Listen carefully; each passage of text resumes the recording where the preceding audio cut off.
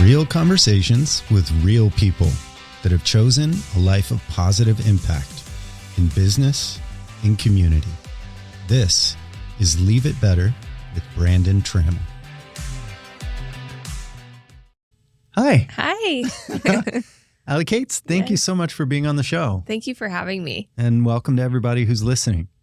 I am really excited about this conversation for a couple of reasons. Firstly, generally speaking, I have social entrepreneurs on the show who are interested in having positive social and environmental impact as a result of their business operations, whether that's their product or their policies or whatever the case might be, right? Those who seek to achieve positive environmental and social change through business. Mm-hmm. And you do that without that necessarily being the main focus or the driving force, right? Business as a force for good may not necessarily be your narrative, but I believe that the work that you do is critically important in social benefit, social change, and because those that you serve and support through your practice also sometimes happen to be folks who run businesses. Mm-hmm.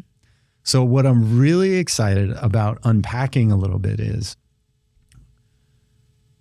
how important you feel it is. Forgive me, I'm just going to dive right in. Oh my if God, that's do good it. Yeah, for you. yeah, Okay. That's great. Do your thing. This is your show. Thank you for that, Grace.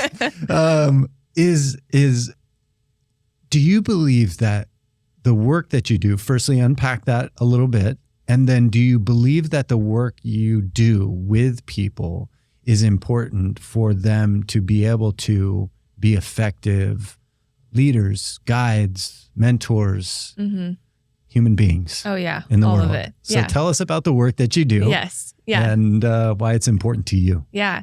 So I am a trauma recovery coach and I focus on somatic, so body, and I'm becoming a somatic experience practitioner in training. So that's a whole mouthful. Woo. Yeah. It is a mouthful. Yeah. But essentially what I help people do is move the old emotional charge out of their body and regulate their nervous system so that they can make informed and empowered decisions, right? So I work a lot with, either if it's people that are in the public eye or that's been like my new, set of clientele is a lot of people in public eye, or people that run their own businesses and are entrepreneurs. And when we are functioning from this place of either a hurt, wounded inner child or an angsty teen, as I like to put it, and we're functioning that way and running our business from that space, we're not going to be able to create impact. We're not going to be able to create change, right? 100%. So I see it a lot with my clients, especially when they're running small businesses, that they're like, this thing is holding me back, this mindset block, this limiting belief, this feeling of not feeling adequate enough to pitch myself in this capacity, right? Like those are the things that are holding them back to achieve what they want to do. Right. And so it's been huge in my work and, in my personal work, it's also been huge supporting clients. So yes. Man. To answer your question. I could not identify more with what you just said, because as I came to lean into or embody my inner entrepreneur, which was always there, just hadn't seen that yet. I came up against a whole bunch of that. I mean, who am I? I mean, even more recently, who am I to have a podcast? Who's going to be interested in listening to what I have to say? Yeah, the imposter syndrome. Who am I to write a book? Who's even going to read that? So I can so identify with what you just laid out in the guide that you are for people through that process of understanding that version of ourselves, which holds us back from what we seek to do, to be, whether that's in business or otherwise, in relationships and everything around that. Yeah.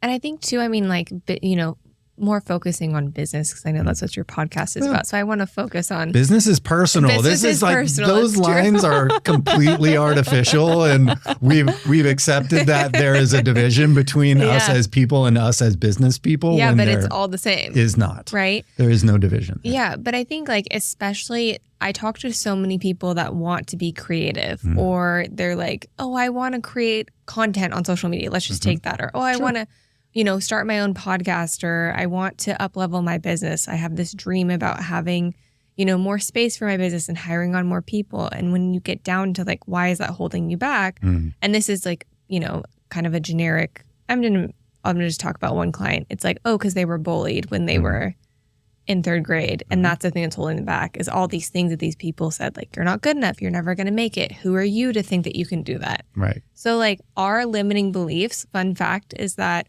we have 6,000 thoughts a day. Okay. It's a lot of that's a lot of thinking. That's a lot of thinking. 95% of them are not conscious. So they're like running like a record player all the time. And those beliefs are made through 0 through 7. Okay. 5% of them are conscious. So we're only comprehending 5% of these thoughts. Yeah.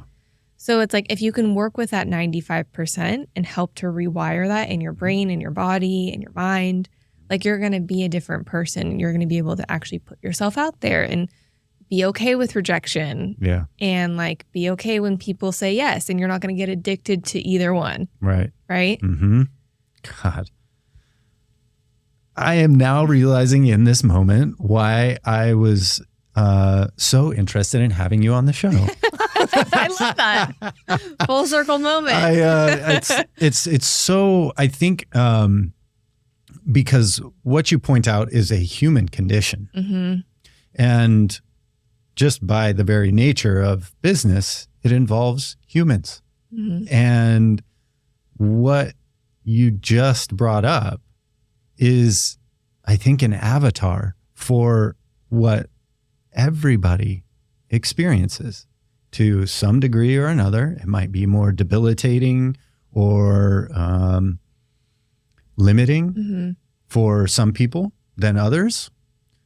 But nonetheless, it's something that I think every single human being, and maybe even specifically American human being, has to reckon with at some point in their lives. Yeah. I know it's something that I have had to reckon with continually over the course of my life.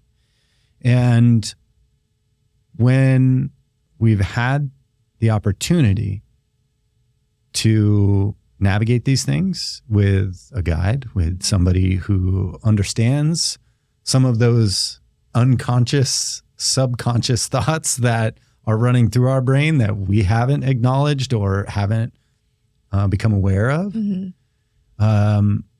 we have an opportunity to really step into the truest version of ourselves without the hindrances and the diminishment of past experiences and being addicted to, as you put it, right? Those getting the yeses, getting the likes, getting the no's, or whatever the case might be. Yeah, getting the subscribers, getting the clients, right? Getting the money, like it's just it's a loop. Yeah, it's a loop that like our nervous system becomes patterned to. So so if you grew up in more of a, I don't know, anxious home, or there was more attachment there, like anxious attachment, right? Then that's going to be the loop that you're going to go with, which is like, how do I get clients? Oh, I need to be anxious about it so that I'm going to attract these clients. And then my body's going to feel anxious. And then what if a client just walked in and was like, great, here's the money, I want to sign with you today.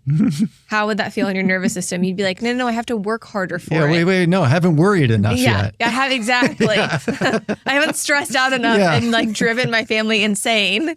I can't accept this. Right? Yeah. So it's like these patterns that our nervous system like really is attached to and addicted to, like, and it's the thing that's kept us safe. Yeah. Right? Is to be attached to this pattern. Yeah. So when we can unravel that, when we can like pull that apart and go, oh, what are these things that are happening in my body, in my brain, in my mind, in my soul? And like, how am I attached to this? And really asking, you're getting like curious, like, how am I like attached or addicted or whatever the word is that you want to use to how I run my business, to how I show up with my family, to how I show up with my friends. right? And just like notice that in your system and how that feels in your body when you're talking about it. Man, I had a friend of mine on the show last year, Donnie Hill. Do you know that name? Mm-mm. So he does a lot of work with entrepreneurs on nervous system regulation and sort of that line, right? This very line of work. And it's so interesting how we don't pay attention to what's the signals that our body sends us, right? That we've conditioned ourselves or been conditioned to sort of disavow that side and focus solely on what's happening in our conscious mind. When, as you, I think, very astutely pointed out, like 95% of our daily operation is below that surface. Yeah, it's not conscious. It's not conscious. Yeah. It can't be. If it were, we would never get anything done because all we'd be focusing on is, making sure our heart is pumping and that our nervous system, sympathetic, parasympathetic, the operation of our human body astounds me. So we disavow that rather than paying attention to, right, and tuning into what those signals or symbols are trying to make us aware of. We focus solely here. And that creates a whole lot of backup and problem and roadblocks and dysregulation. And I gave the analogy, which is not my own creation, but one that I heard somewhere is that, it's we're kind of like a cell phone, right? As we use that cell phone when it's brand new, everything operates perfectly, battery strength, and all of that is fantastic, and everything works very well. And after we use that phone for a couple of years, use it down to its end, we recharge it. We use it down to its end, we recharge it. After a while, that battery's capacity and ability to support all the operations of that phone or of that device become severely diminished. Yeah. And I think our bodies are much the same, right? Because we go through that modus operandi for so long that our battery can't even be recharged to a point where it will sustain all the operations that we need on a daily basis. And so we come to a point where we just can't function in a productive way anymore. Yeah. Well, I think you touched on a couple of things, which is like parasympathetic and sympathetic, right? And with the battery and all of these things, which is really important. And I also think too, and I see this so much in my line of work with business owners or people that are out, on social media and in the public facing sphere, is that they are attached to this sympathetic charge, which means they're attached to this high charge. So when we talk about like ADD, it's like, oh, that's when you talk to a lot of creatives. They're like, oh, well, I have ADD. So then it's like an idea sparks and like, that's where I just have to like go for it. Right. And then we have people that are like, well, I'm a projector or a manifester and like, I just have to move in this energy, which is all great. And like, I believe in all of it. But it also, when you get down to it, it is a nervous system issue. Right? Which is that if you're functioning at this high charge all the time, like you're on coffee and then you're getting higher and you're like, this is how I have to work, right? And this is how I can only create content or show up for my podcast or. Right. Instead of being like, oh, what is actually happening in my system? What's happening in my body? How does my body feel showing up to like talk to this person today? It doesn't feel good. Okay, get curious about that. Yeah. But instead we're like, right, why? I'm like, where do you feel that in your body? And can you attach that to emotion? And is that emotion something you felt for a long time? And like, are you running away from that emotion because you felt it for your whole life? Right? So like these things are like the things like people with your battery analogy, right? You know exactly that when you're hitting 5% and you're driving on the freeway, you better have a charger in your car or else you're screwed for the next 30 minutes until you get home. Right? Yep. But you're like kind of attached to that like excitement. You're like, oh my God, I got a charger, right? Yeah. So it's like that is where you have to look at yourself and go, oh, I'm so attached to this way of living. Am I ready to not live this way? And Am I ready for it to be a little bit easier? And most of the time the answer is no. People are like, no, I have never lived that way. Right. Right? Yeah. And unknown is like an absolute no for so many people. Well, because I think too is that we have so many distractions today. Yeah.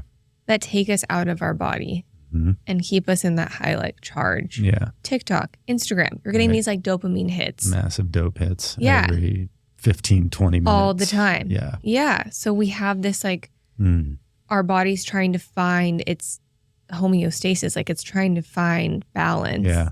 But we're looking everywhere else but inside. Right. Which like your body keeps a score. Your body's going to tell you what's up. Yep. Yeah. It does. And your brain can't, right? Your brain tells you what it thinks it needs to do. Correct. But like it's so disconnected, especially for people that have been through trauma or anything like that. Like when you've experienced trauma, your thinking brain is offline. Yeah. So your prefrontal cortex, where you do all the thinking, goes offline. Yeah. So it's like there's no way we're going to think ourselves out of this anxiety or depression or whatever's going on. I think that reminds me of what I believe is an Albert Einstein quote, right? That a problem cannot be solved from the same consciousness that created it. And that's where so many of us spend time trying to solve a problem from the place that causes and has caused the problem. And that's just not possible. Yeah. And it takes someone on the outside of the box to read the instructions for how to get out of the box. Yeah. And this culture of rugged individualism, right? That we can do it all on our own, and that we're not supposed to ask for help, or that help isn't necessary. High right? sympathetic charge. Okay. See, and these are things that I understand cerebrally in my brain, but you have practical experience in really understanding things at a level and in a way that I don't. Yeah. Right. Which is why I'm so happy you're on the show, because, business owners, entrepreneurs, I think they listen and they watch my show. Yeah. A few of them anyway. And this is outside of the normal conversation, and I'm so excited for it because it's so important for entrepreneurs, for business leaders, for culture leaders, to have some perspective around this, because I think a lot of us are alike, and we need tools to help regulate ourselves in such a way that it is productive, that it is healthy, and that it gives us the equipment that we need to lead. Yeah. Well, I always think about it too with like social justice and leadership and everything. It's like, what is the impact that you want to have on the world? Yeah. Okay, so you want to change, I don't know, give me an example of something that you feel like you see a lot.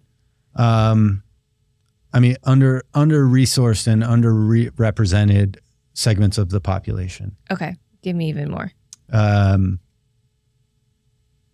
Well, let's just say people of color in communities that are predominantly white. Okay, so you're an entrepreneur and you're in the social justice space and you're, fighting the fight for these people, right? What's your end goal, right? Is to help them and support them and to get them out of this place, right? Yeah. And not that it's all on you, but like how long is your body going to take that being in fight or flight mode? Not very long. Right. So eventually you're going to burn out and then you're going to be resentful for doing the job, right? And so it's like, I feel like when we talk about, especially in like the business space, when it's like, oh, nervous system work and all these things, people are like, no, I like don't really want to touch that. That's going to really derail my progress. And I'm like, right, you're either going to touch it now or you're going to touch it in 10 years when you're burnt out and you're sitting on the couch and you're calling me on your phone. So like we can do it now or then, right? And I just think that like you also like if you want to lead and you want to really change the way that people see some type of subject, for me it's around trauma recovery and mental health and destigmatizing it and making it more approachable for people. Like if I want to do that work for the long term into my 80s, like I have to also do the work on my own nervous system. Sure. And like regulating it and understanding what's coming up and working through the limiting beliefs, right? So we're always kind of like, I feel like mental health and business are always like two separate spheres and they overlap so much. So much. Anyone that runs a business knows that like your mental health can be really high when you're getting all the clients and all the money and all the success is coming in. You're like, oh my gosh, I'm making it. Yeah. And then it can drop really low when like business is slower and it's that time of year, right? Which is a natural cycle. That's cycle. How things go. Yes. For sure. But like if you can find more things in your life that are going to help stabilize that so you're not getting these high highs and these low lows, then it's going to feel like, oh, this is a little bit more easeful. Right. Oh, I can lean into this. Oh, actually, I really love what I do and I'm not having these moments of like real resentment. I hear that all the time from business owners. It's like, I'm so burnt out. I'm like, right, because you've been running literally for the last 7 years. Constantly.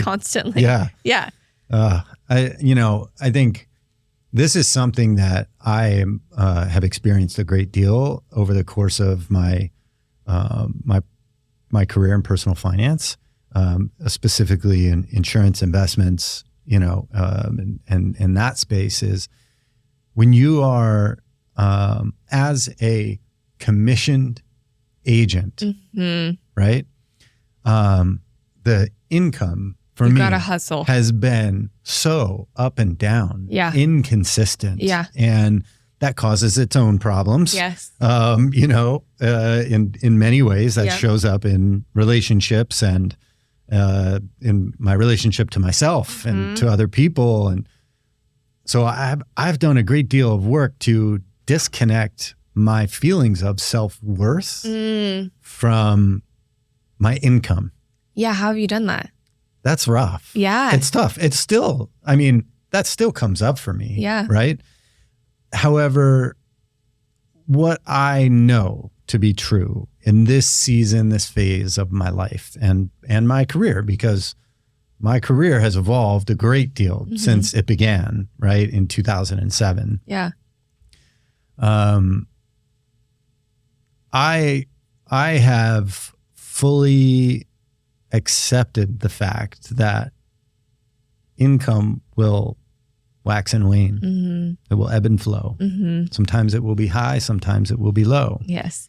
And my value, the value that I deliver, both personally as just a community member and professionally as a guide, an educator,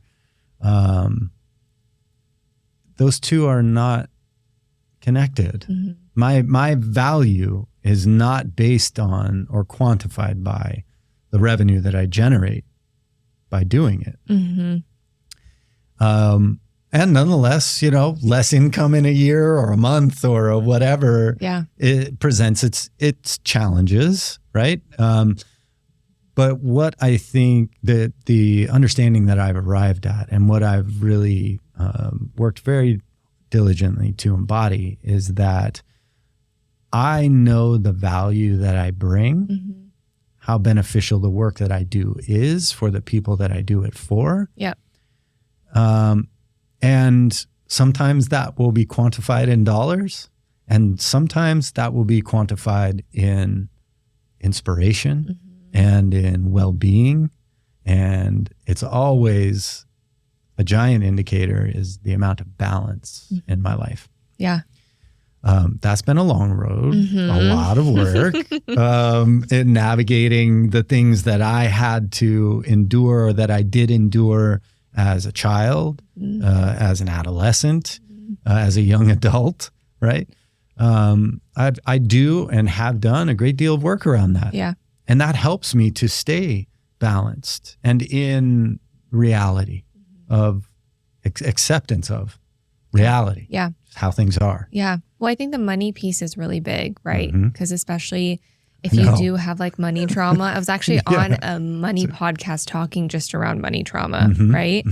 And your beliefs around money and how that plays into it. And then there's like this almost like fight that you're like, okay, I'm going to be better than how I was raised, or if money, if you did have a lot of money growing up, then you're like, I'm not going to make money the sole thing. Right. But then we inevitably make money the thing. Yeah. Right. So there's like this really big teasing apart of exactly what you're saying, like your identity versus how much revenue is coming in, how many clients are coming in, how many people are, reaching out to you. Right. And that is so hard to do, especially given your past. Well, right. Culture. I mean, come on. Yeah. We're engulfed in it. Yeah. Every day. We're berated with it through social media, through mass media, through government influences. I mean, constantly, every day. Yeah. We are beaten down by the fact that money is what drives everything. Yeah. It is the center of everything, which could not be farther from the truth. I know. And nonetheless, even if, it takes somebody like me who is very grounded in the understanding that money is not the end all be all. Yeah. It's merely a means. But even for me, it's constant work to fend off, the enculturation that is, shoved down our throats day in and day out. Yeah. So it's hard. It is really hard. A really big part of my story is that at 22, when I was experiencing like a mental health break, and it put me on the trajectory for what I do today, but was that everything on paper in my life looked good, right? My parents had bought us a brand new home in Petaluma. Like everything on paper looked good. Money was not like an issue at this point. Right. And that's when everything tanked for me. And I think people just so often are like, oh, poor you. You have everything that you could want. Poor you. But it's like, I'm here to tell you that money is not everything. Like it really isn't. Finding yourself, like working on your mental health, regulating your nervous system, like finding joy in your life. I know some of the people that have the most money out there and they still do not have joy. Miserable. They're miserable. Yeah. They're miserable and they're addicts and they're, numbing, and then they're waking up and they're on coffee. Like it's a cyclical cycle. Yeah. Right. And like, I just think the more that we can actually stress that, because I think so many people come into this space of being an entrepreneur and they're like, well, I'm just going to make all this money. And like, I have to have all these ideas to make all this money. And it's like, but if money is your sole focus, it is lifeless. It is lifeless. It's meaningless. Yeah. This is a big part of what I've written about in my book. When's it coming out? Don't hold me to it. Okay. But I'm looking to launch probably mid-October. That's so exciting. So very near. Do you have a Scary as publisher shit. and everything? So are you self-publishing? Yeah, self-publishing. Okay, cool. Yeah. So the first one will be self-published. Maybe somebody will be like, "Oh my God, we need to publish this What's guy." it called? Are you saying the name? Yeah. Okay. Yeah. It is called Leave It Better. Okay. Love it, on brand. I know, right? Leave It Better. It's an entrepreneur's guide, a financial blueprint. Okay. It's the savvy entrepreneur's guide to leveraging the tax system to do good in the world. And that last part is me ad-libbing. But that's so exciting. A big part of what I write about, I don't want to, I don't want to spoil. I don't want to spoil it. But is the fact that money as an end is a meaningless endeavor. Yeah. I mean, think of all the people that you hold up and think of that have like the most money. I can tell you in my personal experience in having clients on a very broad range of the spectrum from, wealthy beyond anything most people could even imagine to, a very subsistence oriented financial situation, right? Yeah. Barely ends meet, right? Yeah. Joy falls on the barely ends meet side of the spectrum far more than on the so wealthy you can't imagine side of the spectrum. Yeah, well, think about it though. Because on the so wealthy you can't imagine spectrum, how many dopamine hits are you getting? Constant. You can get whatever you want. Yeah. So whenever you want from whoever you want. Exactly. Yes. Like everything is just kind of like, oh, well, I'm going to have it. And it's expected. Yeah, it's expected. There's like this arrogance to it. Indeed. a lot of times. Right? So there's not this moment of like, oh my gosh, I'm so grateful that I can go on this vacation. Yeah. And like I have worked my butt off to get here, but like, oh my goodness, look at what I've created. Yeah. There's not that feeling. Right. Right? That feeling is constantly sought on the very wealthy and successful side of the spectrum. So often that, I mean, it sounds crazy to people. Like you just brought this point up. Yeah, when I tell people that, they're like, poor you. Yeah, we're so sorry. Right. You have everything you could ever want financially, and people are constantly beating down your door to try and, use your service or, glean your expertise or, get a little shred of what you have and poor you. Yeah. But from that position, that's a fucked up feeling. Well, what's interesting is that I'm at this point in my life where I've gone half of my life not having anything, like literally nothing. Yeah. So poor that when my parents got divorced, we moved to the Bay Area to live with my grandma, to having everything, like in, a quick time frame. And I've lived, at this point, half of my life in both sectors. So it's really interesting to have this kind of lived experience of, we used to talk about all the time money problems. Oh, well, wouldn't it be nice to have this? Wouldn't it be nice to have that? And oh my goodness. And it's like, yeah, but it takes away, like, it does something to you. It does something to your soul. Yeah. When you don't have you don't have gratitude around it anymore. It's an expectation. Yeah. And it's toxic. It is. Right. This is one of my main points. It's actually its own chapter, right? The toxicity of wealth. It is that existence of or that level of wealth. If you're there, it's sort of like damming the river. Yeah. Right. You stop the flow of wealth where you keep it. Right. You seek to acquire more of it. Yeah. You create pathways so that more of it may accumulate under your ownership. Right? And then you get greedy. And it's toxic. The same way water becomes toxic when it is stifled and it is stalled. It is not able to flow. Yep. It becomes toxic Yeah. in more ways than one. Yeah. And when then that dam is broken and that water can flow, the ecosystems downriver become nourished again, regrow, they thrive. And it's amazing because this is this is some of the work that I do with wealthy, successful entrepreneurs and business owners in one part of my practice is helping them to undam, to break that dam and allow that money to actually have meaning because it is used for in a fashion of stewardship. Not in ownership, but in stewardship, right? To allow that to nourish the ecosystem downstream, right? As a metaphor, creates a great sense of meaning and joy and contribution. Yeah. And those things are inherently linked, I've come to find. Yeah. And when that dam is broken, then and through work, right? Intentional work, to change our mindset around the way we see it, engage with it, wealth, people, the world around us, meaning comes back to center stage, meaningful endeavor. And that toxicity is then eliminated. And the nourishment is allowed to flow and proliferate. And this is not me advocating, give up all your money, give it to somebody else or give it to some entity. I'm not coaching for that. Yeah. Like I'm not encouraging people to do that. If that's what you want to do, by all means. But that's not required to find a sense of meaning and be connected to meaningful contribution. Yeah. Right? Because that's where joy is. Yeah.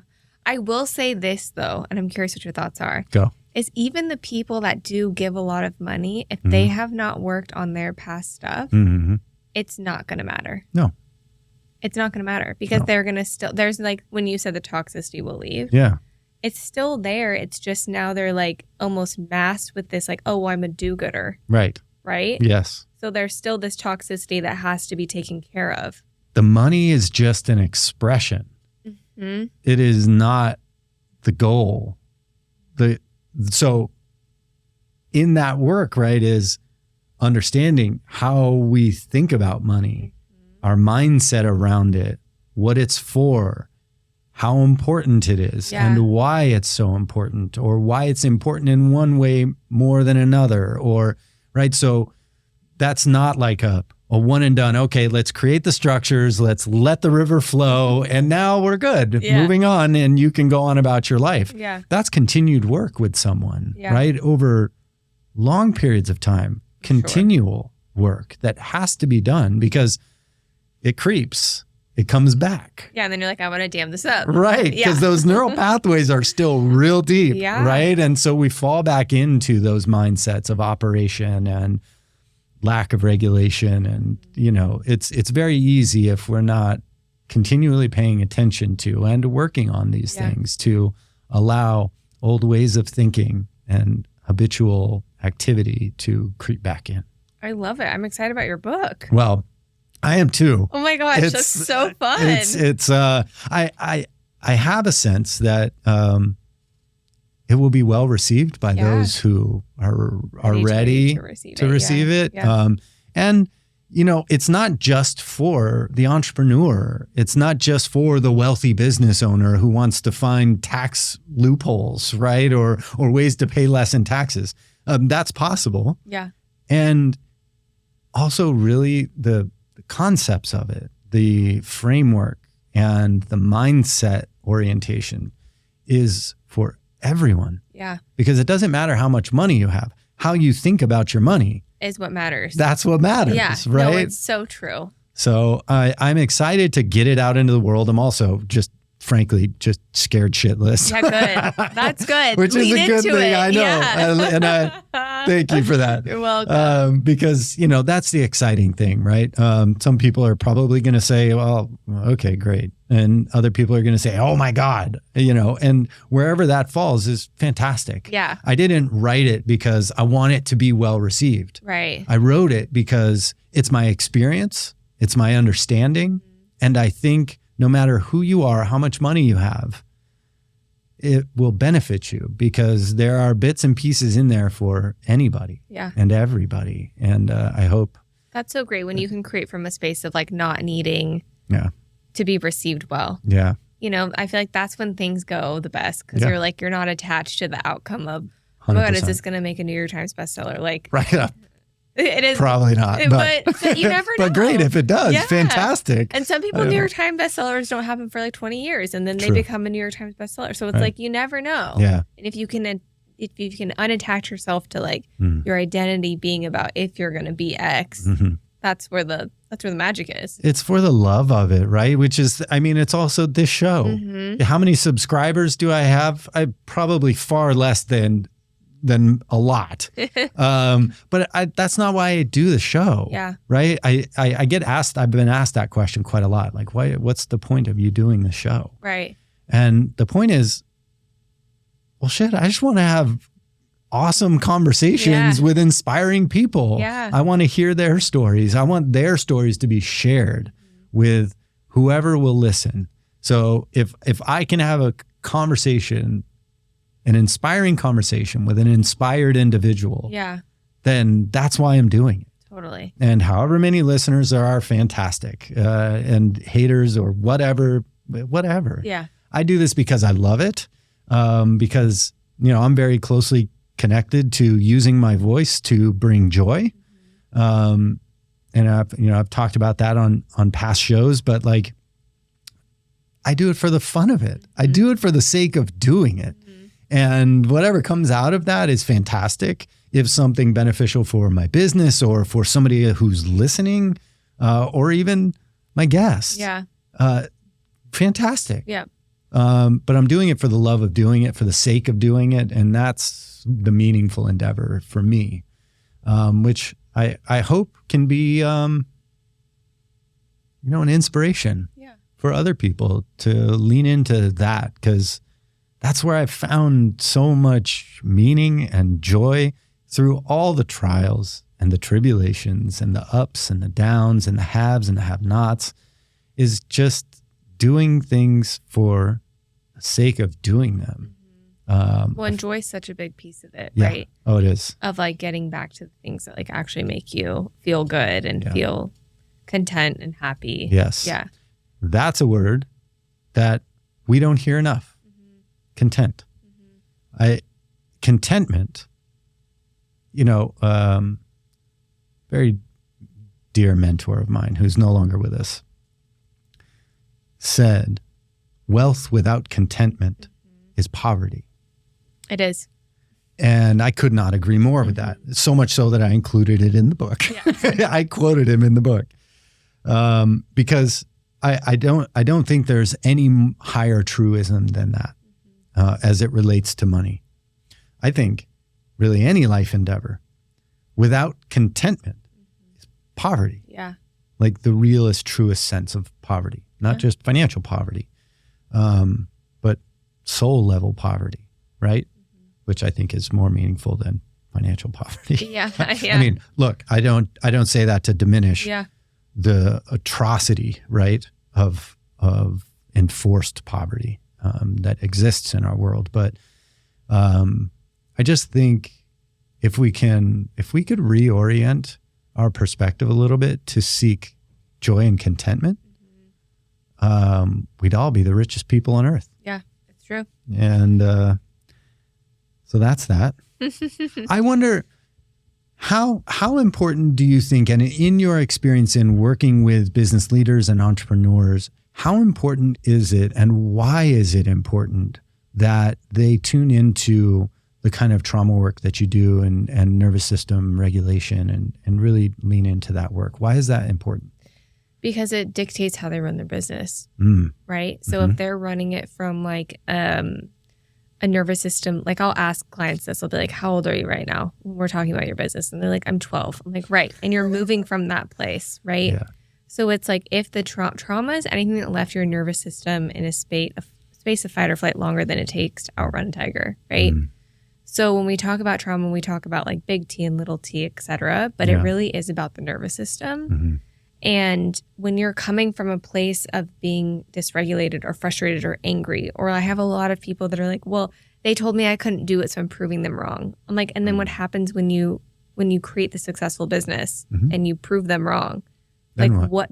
Like, what's the drive there, right? So if we can clear some of that and help their bodies actually regulate and digest those old emotions, then they're going to be more able to actually see the light and be like, well, what is my purpose? Why am I here?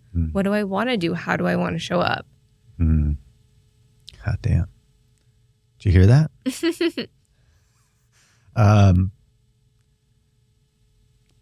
I could not agree more. I don't do the work that you do with the qualifications that you have and the experience that you have. And nonetheless, it's a big part of what I try to drive home for, the clients that I have on in the sort of like coaching, consulting, educator side of my practice, right? It's something that I really try to drive home for people is that, if you haven't spent the time to decode what drives and motivates you, then your goalpost will be forever moving. Yeah. It will always be a moving target that you'll never hit. Yeah. Yeah. I know that was my experience personally. And I think is the experience for a lot of folks who are hearing this, watching this, and out there operating at a leadership level within a business or a community or an organization. So critically important that we understand it without judgment and without expectation or how things should be, should look, to understand in reality what is driving us. And sometimes that is invisible to us. Yeah.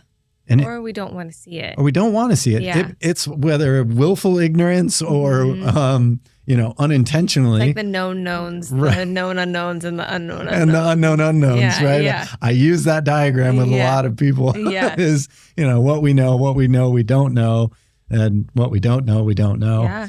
I mean, it is impossible to get out of a container where the instructions on how to get out are on the outside without the help of someone else. Right.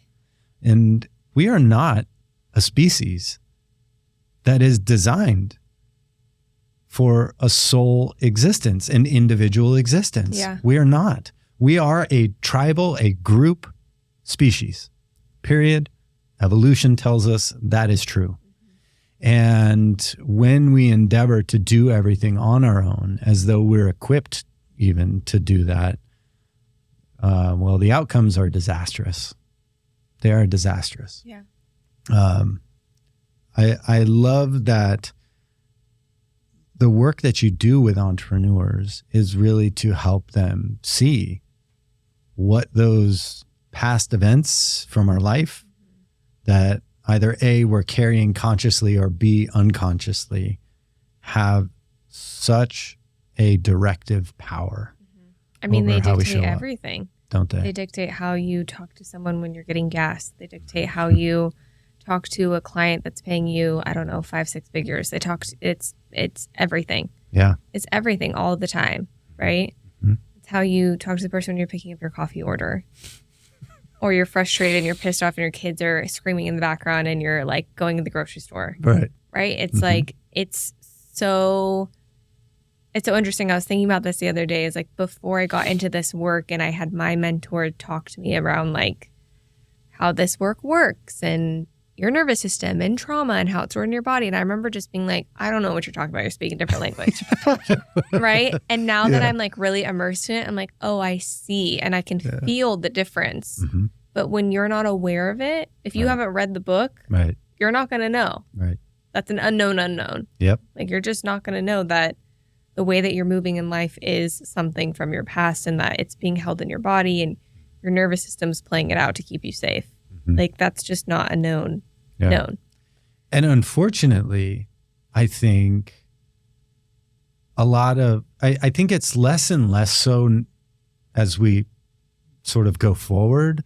But I mean, historically speaking, what you just said is hippy dippy bullshit, right? Yeah. It's read like, the books though. The stars and, the alignments and the energies. And it's like, no, gang, like that's actual science. Like if you really are, if you really have an understanding of how the universe operates. Yeah. Well, no, not even that, but like talk to read The Body Keeps a Score by Bessel van der Kolk. He's a medical doctor, and he talks about how when trauma is stored in the body for too long, it manifests in disease, autoimmunity, or cancer. Yes. Right? Like read Peter Levine's Waking the Tiger. Like he talks about how when you don't complete a stress cycle, your body's going to stay in fight or flight and think that the metaphorical tiger is chasing you. Right. He's who I'm studying under. Right. Yeah, nice. Read like What Happened to You by Oprah and Dr. Bruce Perry. Like these are doctors. Yeah. Like there's actual science around what happens when your body is in fight or flight for too long and neurochemicals and how it reacts and it creates autoimmunity. Like I know for me it was like sounded hippy dippy. And I think a lot of people still think that to this day. Unfortunately they do. They're like, oh yeah, whatever. Right. Like, what do you do? You know, like they're like, you're an astrologer. I'm like, no, I'm not. But that's fine. You know, like cool, nice to meet you. Yeah. Like they're like, huh. But I think the thing that has helped my, what I do and people understand it is COVID. Because people actually had to sit with themselves. And the mental health declined so drastically that people were like, oh, I have so much anxiety in my body. Yeah. Like, or I have so much depression. Yeah. Like, and people actually had to sit with that and feel it for the first time. Yeah. So now when I tell people about what I do, they're like, oh, that's so great. But before in 2019, they're like, no one really needs that. Right. And I'm like, okay, great. Cool. Yeah. You'll read the book someday and then you'll be like, oh, that's what she was talking about. Yeah. Got it. No, I think it is I know it sounds probably crazy to some folks, but the blessing of what we all endured in that is that it forced us to see ourselves. Yeah. And go, some of us that went, oh shit, I got to pay attention to this. I have to understand this. Or others more. of us numbed the heck out even more. Yeah. And right. are even more disassociated. Sort of, Yeah. That divide, right, got much wider. But I think for some of us, it was fortunate because it gave us a forced opportunity to pay attention. Yeah. And if we were willing and ready and, resourced to take a look at that and do work around it and get out from underneath it. And I know for me, it's been extremely beneficial because it not only helped me to refine and redefine my practice, but to refine and redefine my perspective on what work that I'm doing is actually important and meaningful and beneficial. Yeah. And what is not. Yep. And I'm grateful for that because my current practice is more inspired than it has ever been. It feels more aligned for me as a human being than it ever has. And I think the outcomes that are being achieved by my clients are worlds above what I was able to do for them previously. Yeah. Because I'm in understanding of who I am, what's important to me, what the world needs, and what I can make money doing. Yeah. Well, and that's the thing is that when you're coming from like an aligned, embodied space and your nervous system is more regulated, you're not going to be in a knee-jerk reaction mode. Right. Which is then going to help your clients because then you're not going to be pushing your knee-jerk reaction on them. Right. Right. Yes. Or like your team members or whomever is a part of the business or, gets to be on the inside of your business. Right. Like you're like, oh, this is that thing coming up again. So I have to work on that. Right. Yep. Like, you can notice it. Yeah. Right. And I can notice it and name it and address it for what it is. And that is hugely beneficial. Yeah. So what I hope is that the folks who are listening or the folks who are watching who don't know you or don't know your work will get to know it because it's so vitally important. Thanks. It really is. And not just for business people, not just for business owners or entrepreneurs, but for just human beings. Yeah. For us to understand what's under the surface that is creating currents for us and directing us and driving us, whether that's subconscious or conscious, to address those things, to understand those things better. Yeah. Will only, at the end of it, will only be beneficial. Yeah. It can only help. And that's just the fact of the research and the science behind what you do with people and for people. So I appreciate you for doing it. Thank you. Yeah. And I think, it has come to my attention that some of the clients that I work with and some of the people that I know just on a personal level would benefit greatly from doing work with you. Yeah. Because their stuff goes beyond what I'm equipped or even would desire to delve into. It's just not my sphere. Right. I can open the can, or open the door. Yeah. And extend a hand. But there's work that you do that goes beyond what I'm equipped and experienced to help people do. And it is critically necessary. Thank you. So I appreciate you for doing that work. Yeah, I appreciate you for what you do. I'm so excited for your book. I am too. I'll let you know when the launch event happens because there will be a live event. Yay! And it may be happening prior to this show hitting the newsstands. But I will absolutely let you know when that event happens because I may actually even do two. I was talking with some of my guides about and mentors around it, and I think I'll probably do an in-person event because I will do an in-person event. I know that much. Yeah.